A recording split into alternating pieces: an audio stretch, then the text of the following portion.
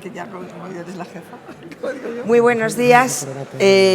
Muchísimas gracias a esta mesa que realmente cuando yo he hablado con los ponentes que me acompañan aquí, a todos les dije lo mismo, y es, esto va a ser una charla de amigos, además da la casualidad de que somos amiguetes, amigos, en mayor o menor grado cada uno de nosotros, y por eso yo me pedí esta mesa para moderarla, porque es la mesa que más me gusta.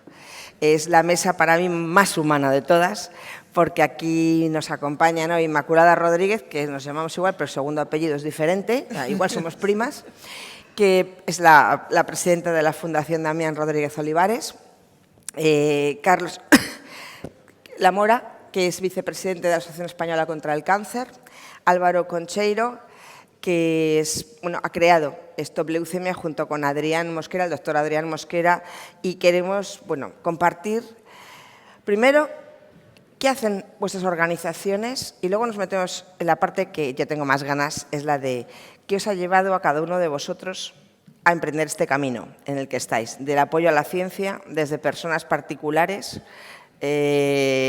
normales y corrientes, cada uno con su profesión, con su trayectoria vital y cómo habéis llegado aquí. Si queréis empezamos casi por esto. Muy bien. Lo que quieras, Inma. Muy bien, gracias. Bueno, pues en primer lugar, muchas gracias por decirme que viniera a esta mesa, por tanto cariño como estoy recibiendo de ti en todo este tiempo. Y bueno, pues sí, ¿cómo empecé con esta idea? Pues yo creo que fue porque vi que las cosas no iban muy bien en ciencia. Yo soy química y entonces yo veía, estuve mucho tiempo en el Colegio de Químicos y yo veía que las cosas, pues hubo una crisis bastante fuerte, no se invertía, incluso cerraron líneas de crédito para el CSIC y tal, y dije, madre mía, esto se está poniendo feo. Y entonces pues empecé a pensar cómo podía ayudar. Y se me ocurrió entonces buscar una forma de hacer también, darle una nueva oportunidad a los chicos para que piensen que se puede invertir desde ciencia. ¿Por qué no? ¿Por qué no se va a invertir desde ciencia? Entonces, bueno, pues así fue como se me ocurrió hacer la fundación y, bueno, como ya te digo, yo soy de ciencias, mi padre era un empresario, dije, pues podemos hacer una mezcla y voy a hacer una fundación con su nombre. Y ese es el origen. ¿Y lleváis cuántos años? Pues este ya es el 13. Madre mía. Sí. Bueno, luego hablaremos de dificultades y tal, pero bueno, muchísimas gracias en nombre de tanta gente que además ayudáis y además impulsáis también eventos, carreras profesionales y con los recursos que tenéis vais. Sí, bueno, si quieres te cuento un poquito sobre bueno, cuenta un eso, poquito, pero, sí. Si Sí. ¿no? Bueno, pues ahora. Bueno, nosotros es que lo que hemos empezado a mover un poco es el cambio de mentalidad. Entonces, estamos trabajando en formación. Hacemos talleres para que los científicos que están pues ya en un grado de postdoc o están haciendo el doctorado o están en una... que ellos puedan ver que hay otras oportunidades aparte de hacer ciencia y de seguir haciendo ciencia, pero ya más aplicado digamos, al mundo real, podríamos decir, porque es que los científicos viven en su mundo. Por lo menos a mí esa es la sensación que me ha dado siempre, ¿no? Entonces, bueno, pues yo creo que en ese sentido estamos haciendo unos talleres con el CIB, estamos haciendo también unos encuentros que los hacemos en un bar, así como muy informales, en los que presentamos gente que ya ha invertido para que pueda saber cómo lo han hecho, cuál es el trabajo que han tenido, cuáles son los problemas que tienen, en fin. Bueno, luego ya te cuento más cosas. Muy bien, muchas gracias. Carlos, Bueno, Española contra el Cáncer. Muchísimas gracias por la invitación, porque para nosotros es una ocasión y un foro extraordinario para poder divulgar todas las iniciativas que vamos desde la Asociación Española contra el Cáncer, ¿no? Nosotros somos una organización de más de 60 años, establecida en toda España. Es una organización de más de 1.300 trabajadores, 800.000 socios, y que además tenemos el honor de ser la primera organización sin ánimo de lucro que más invierte en investigación oncológica en España, ¿no? Nos dedicamos a todo lo que tiene que ver con el cáncer, prestamos servicios gratuitos a los enfermos y a sus familias que no aporta la sanidad pública: logopedia, psicología, fisioterapia, nutrición, humanización. Y sobre todo tenemos un lema que además que yo creo que encaja perfectamente con el motivo de estas jornadas, que la única forma que hay de paliar esta enfermedad es a través de la investigación, ¿no? Entonces, bueno, nosotros hemos asumido esa responsabilidad dentro de la sociedad de movilizar a la gente, intentar concienciar a las administraciones de lo importante que es esta enfermedad, ¿no? Porque es una enfermedad que tiene una incidencia donde 1 de cada 2 hombres vamos a sufrir la enfermedad, o ya la hemos sufrido, y donde 1 de cada 3 mujeres también, ¿no? Y además es una afección que no solamente cambia tu vida desde el punto de vista personal y desde del punto de vista clínico, sino es como un gran tsunami donde tú pensabas que en tu vida tenías una serie de problemas que eran importantísimos y, bueno, cuando te dan un diagnóstico de esta envergadura, pues te das cuenta que todo ha cambiado, que realmente vivías en algo que no existía y que tu vida te cambió y que además que te has dado cuenta que no eres inmortal, cosa que yo por lo menos tenía claro que sí que lo era, ¿no? Sí, siempre le toca a otros, además. Claro, sí.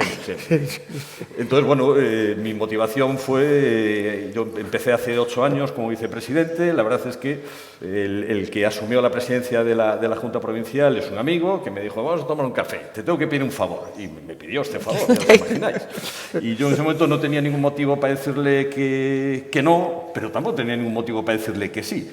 Y entonces, bueno, pues con un carácter solidario que siempre tuve y de sensibilización, ¿no? Pues un poco porque, por lo que nos decían las cifras y la incidencia que tiene, pues al final me involucré y la verdad es que estoy encantado porque bueno, le das mucho sentido a muchas cosas que hago en la vida y la verdad es que cuando tú ves a tanta gente que sufre, que lo pasa mal, no solamente los enfermos, incluso los familiares, te das cuenta que tu trabajo tiene un sentido y que te reafirma como persona. Qué bien. Muchas gracias. Álvaro, tú asentías, cuéntanos tu historia. Aquí estamos poquita gente, estamos aquí muy... Bueno, esto yo me hago chequeo, me hacía chequeos ya antes, y en un chequeo en el 2013 me dicen que tengo un linfoma. Yo, no tenía ni idea de qué era eso, ni de que existía eso. Bueno, empiezo a mirar, pero yo veía que la cara de los médicos que fui viendo no era una coña el tema. Tenía un linfoma bastante avanzado y, bueno, empiezo con el tratamiento. Lo que ocurre es que yo sí eché mucho de menos esa parte humana que dices tú. Y yo entiendo a los doctores, no pueden darte esperanzas falsas, es un toma y daca eso, ¿no? Pero yo sí eché en falta en ese momento. Solo me lo dijo un médico en La Coruña, que yo estaba convencido de que me moría. Porque las caras de la gente eran un poema. Y entonces me dijo, no, mira, aquí hay 5 tratamientos o 6, vamos a empezar con 1, a ver qué pasa, si no el segundo, el tercero, esto aún queda película, aún queda guerra. Y bueno, pues eso me dio una... Bueno, el caso es que me dio... pues empezamos con la quimio, tuve 6 ciclos de quimio y tuve la suerte de responder muy bien. Respondí muy bien a eso. En el segundo ciclo, el tercero estaba ya casi limpio. Lo que pasa es que es un shock. Tú cuando recibes eso, esa noticia, es lo que dices tú crees que eres inmortal. A mí fue, pues empecé con esto con 49 años y fíjate, después de la reflexión de esto, de haber pasado esta historia, ahora os sigo contando esto. Y esto que voy a decir, entre comillas, el cáncer debería de ser obligatorio, que la gente lo pasara. Sí, el mundo sería mejor, sería mejor. Deja de preocuparte si llueve, si todos los problemas pasan a ser secundarios. Habría menos guerras y menos problemas si uno se enfrenta de verdad con el final. Mira, es que esta película tuya se acaba aquí. Pero bueno, dicho eso, entre comillas, pues es un disparate, no puede ser.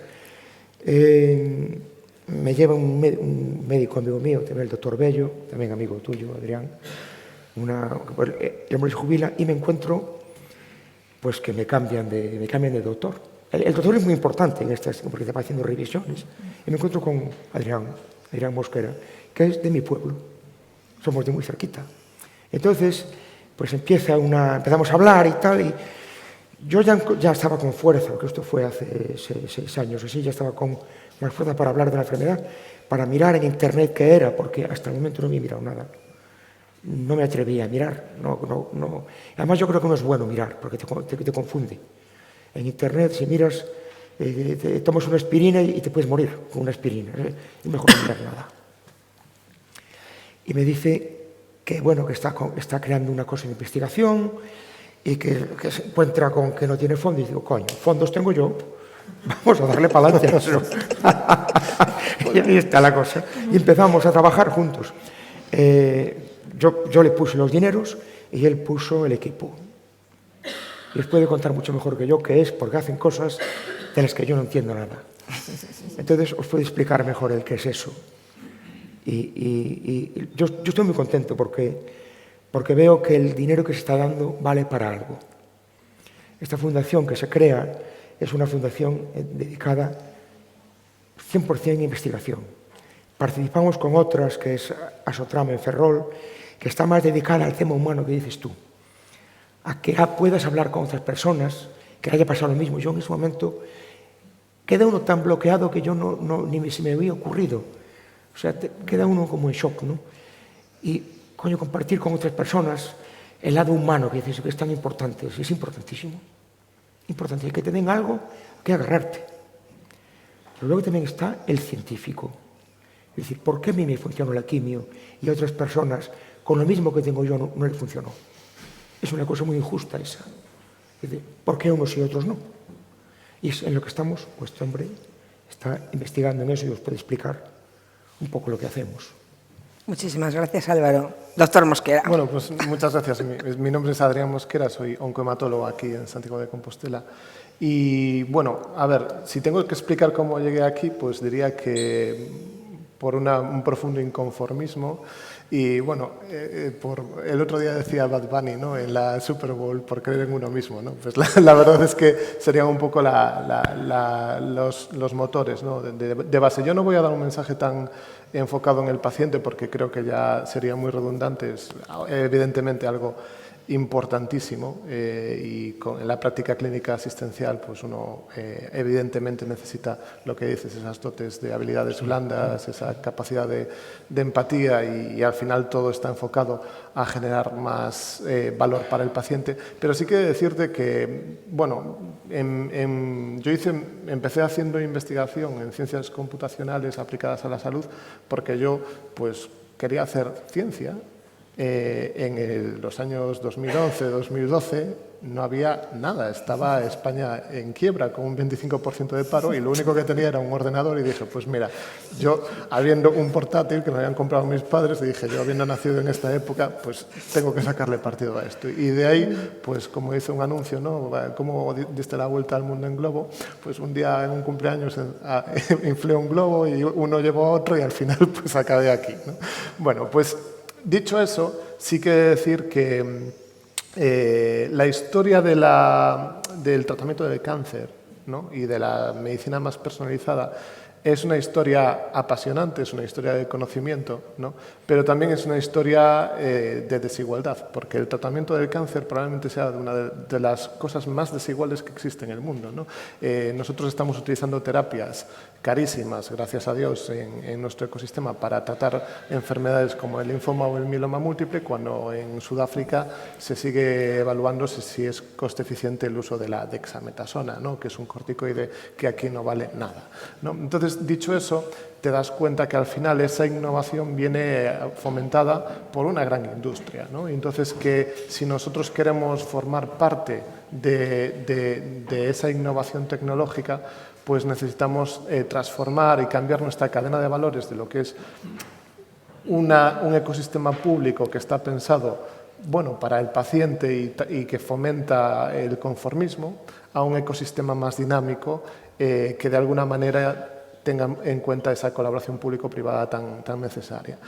He de decir que nos encontramos con barreras constantemente, ¿no?, porque el ecosistema pues está pensado para la mediocridad, en el sentido de ser del medio, no de ser malo. Quiero decir, Pero es cierto que gracias a el capital semilla, por así decirlo, que aportó Álvaro Concheiro, pues a día de hoy hemos acelerado una startup y estamos en el proceso de acelerar 5 más, que en el sistema capitalista, olvidémonos, es la única forma de llegar, o sea, generar una cadena de valor para llegar al paciente, ¿no? Las otras estructuras que se plantean de investigación muy básica o translacional pueden tener ese recorrido, pero si se quedan en el laboratorio y en papers científicos, pues no llegan al paciente, ¿no? Entonces hemos optado por cambiar nuestro foco, intentar ver lo que funciona en otros países como Alemania, Suiza y Estados Unidos y lanzar nuestra batalla quijotesca en ese sentido para intentar, por un lado, tomar lo mejor del sector público y por otro lado, tomar lo mejor del sector privado para llegar al paciente, ¿no? Y generar esa cadena de valor. Sí, pero vamos, que para eso hay que tener también la vocación desde la ciencia de tu de profesión al final clínica, querer crear empresas, que no mucha gente quiere hacer eso. No, en España no. En Estados Unidos es un fenómeno bastante frecuente y creo que nosotros tenemos que copiar ese modelo, ¿no? Ya te digo que nuestros proyectos se centran en uso de tecnologías computacionales y obviamente ahora con la revolución de la IA, pues precisamente en ese campo estamos trabajando duramente con proyectos, incluso estamos ahora planteando alguna colaboración público-privada con nuestro hospital, ¿no? Para poner en on-premise las herramientas de IA generativa que tenemos hechas para medicina y la IA agéntica de nuestro proyecto en el hospital y obviamente madurar eso hacia un producto que pueda llegar al paciente. Pero al final siempre se reproduce el mismo patrón y si no somos capaces desde el sector público, la sanidad pública es una cosa maravillosa, ¿no? Quiero decir, nosotros tenemos una expectativa de vida 8 años por encima de la de Estados Unidos, en gran medida gracias a eso, ¿no? Pero también tiene sus defectos y no es capaz de generar esos incentivos, fomenta un conformismo, ¿no? Y eso no es bueno porque necesitamos tener un ecosistema tecnológico dinámico. Y en salud, que somos una fortaleza en Europa en salud, en otras tecnologías o en otros campos a lo mejor no, pero en salud sí. Hay mucha industria farmacéutica, tenemos un sector salud muy desarrollado y los hospitales son muy buenos y tal. Es una pena que no seamos capaces de aprovecharlo en el contexto en el que estamos, ¿no? Entre Estados Unidos y China cada vez haciéndonos más la pinza, ¿no? Entonces, bueno, un poco de ahí surge también el interés por relacionarnos con la empresa. Y Álvaro es un ejemplo, fue el primero que tuvimos, ahora gracias a él pues esto está creciendo y se está ramificando de una forma interesante, pero realmente creo que no podemos pensar en que la investigación y el I+D tenga que ser un compartimento estanco que esté separado de la empresa porque si no vamos a seguir fracasando en ese punto, ¿no? Efectivamente. La colaboración del capital privado que al final se está aportando, bien sea a través de suscripción, colaboración, de dedicar los recursos. Yo cuando os conozco y os escucho, pienso, ¿por qué no hay más como vosotros? Ay, eso no lo sé. Por lo menos nos hemos encontrado, no hay muchos. ¿Cómo podríamos ayudar a animar a las corporaciones a que inviertan, dediquen parte de sus recursos a esta apuesta que a lo mejor no es a corto plazo, que es más a largo plazo, pero que es la única manera también de ir creando un valor? ¿O hasta qué parte también el capital privado le convence o no le convence esa corresponsabilidad que yo estimo que tenemos todos en ayudar a desarrollar estas carreras? ¿Cómo convencer o qué hacer para animar que esto suba, pues como también en otros países? Bueno, yo creo que hay una cuestión muy importante. En primer lugar, deberían de tenerse más conocimiento de lo que es la ciencia por parte de la sociedad.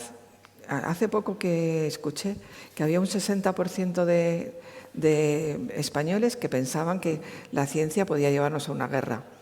En fin, no os digo yo que las circunstancias no se den como para eso, pero yo creo que la ciencia tiene otras muchas cosas buenas que nos están facilitando la vida constantemente, que nos están ayudando a curarnos, que nos están ayudando a vivir. Entonces, por ahí deberíamos de empezar.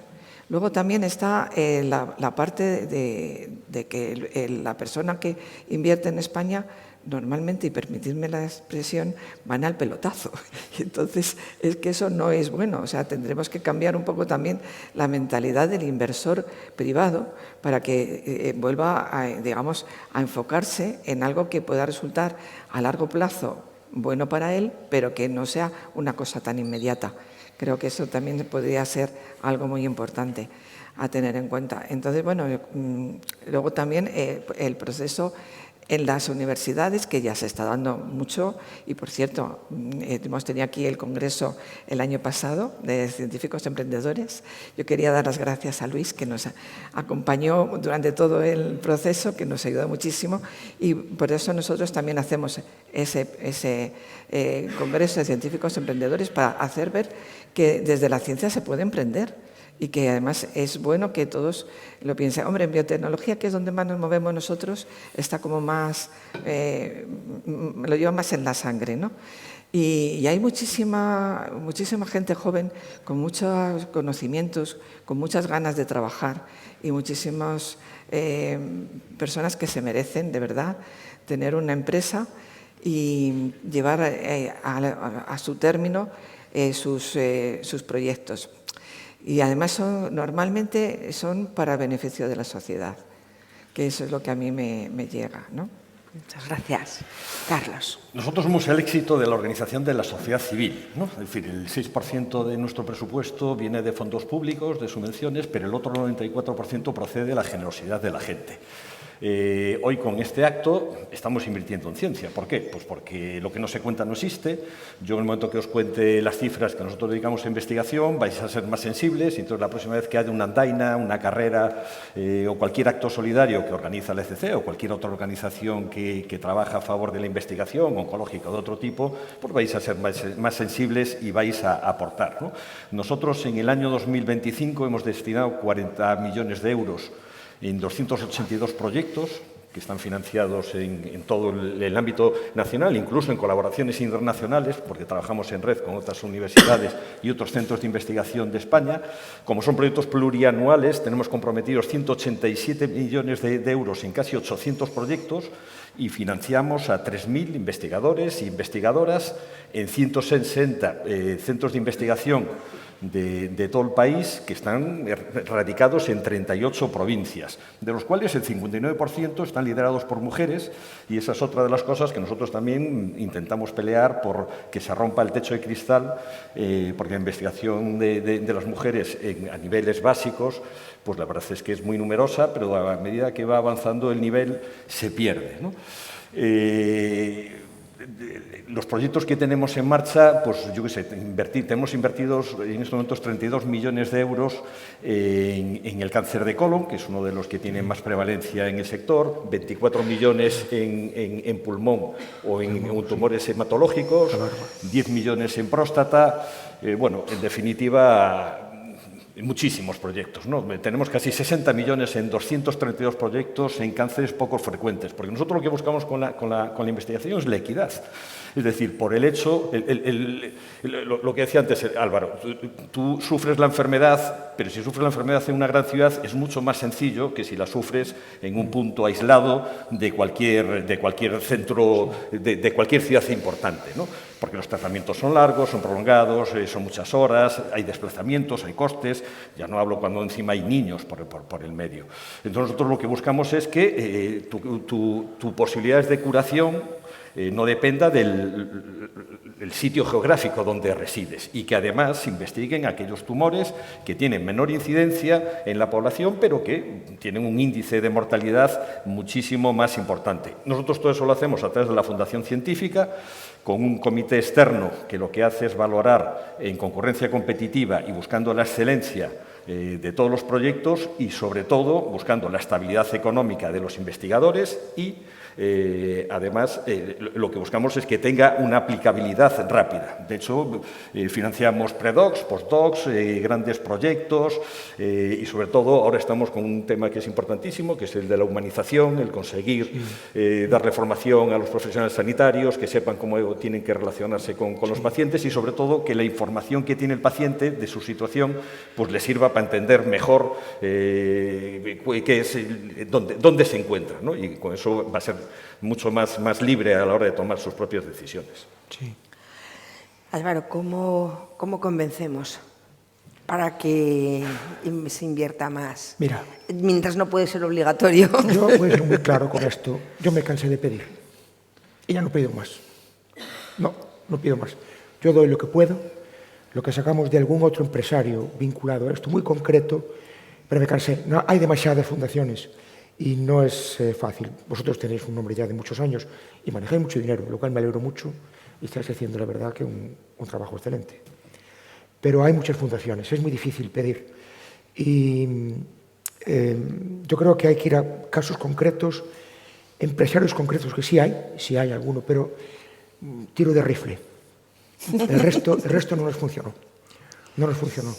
Y bueno, y sobre todo yo creo que lo que estamos intentando nosotros es que la fundación sea autónoma, o sea, que genere medios por sí misma.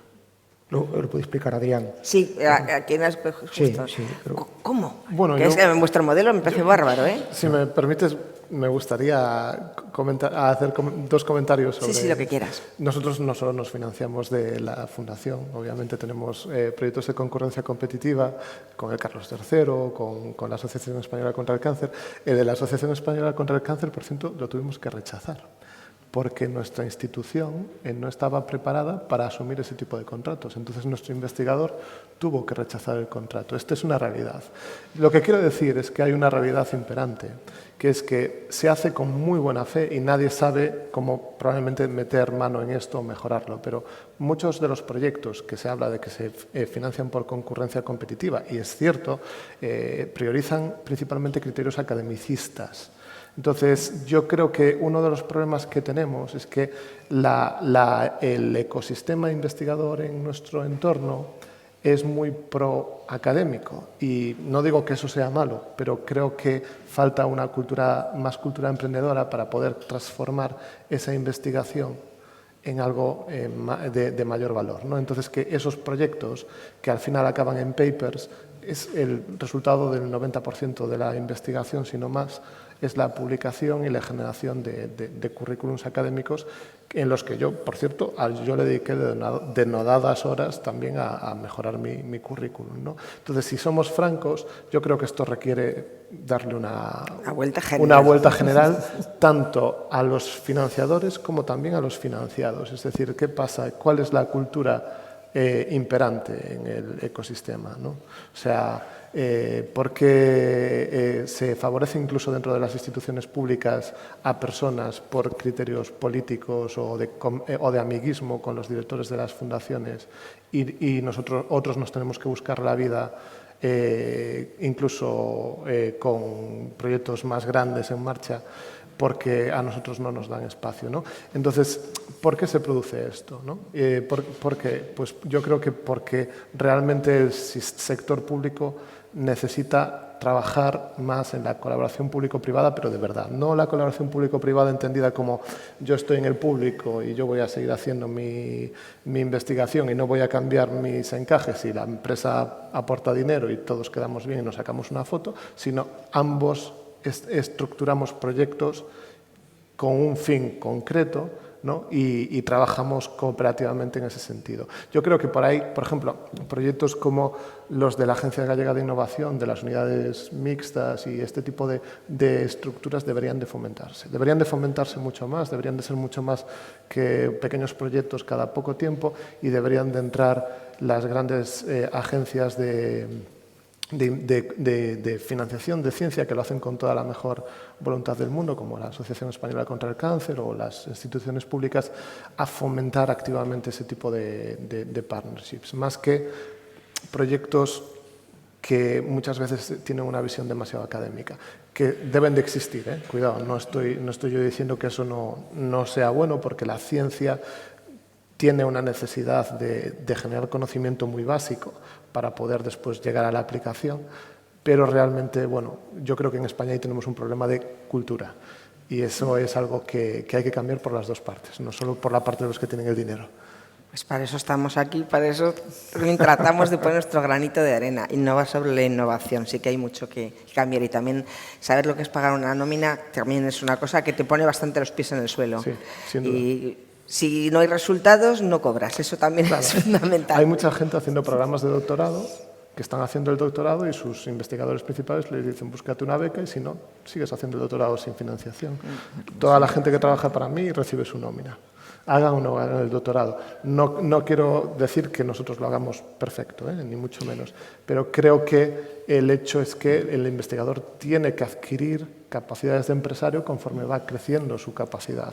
Y eso después, yo creo que también por forma de ver, no, por forma de entender cómo crecen los proyectos, cómo necesitas dotar de recursos estructurales, organizativos y tal, poco a poco te va llevando más a pensar como un empresario sin darte cuenta que como un investigador, o a la par, como las dos cosas. Y eso creo que es algo que en general seguimos teniendo ese problema, incluso en los mejores sitios. Pues solo nos queda poder ya concluir dándonos las gracias. Esto daría para hablar muchísimo tiempo. La verdad es que modelos, además, y ejemplos como todos los que os estáis contando, ojalá fueran replicables, pero lo que hemos tratado y agradecemos es poder precisamente mostrarlo, compartirlo y que se conozca, porque es la forma también de cambiar esa cultura. O sea, de verdad, vamos, te vamos a seguir, tenemos mucha ilusión por todo lo que estás haciendo y gracias a los 4 por la generosidad de estar aquí, pero más que eso, gracias a los 4 y lo que representáis por la generosidad que tenéis en general ya en vuestra vida. Muchas gracias. Gracias de verdad, de corazón. Muchas gracias.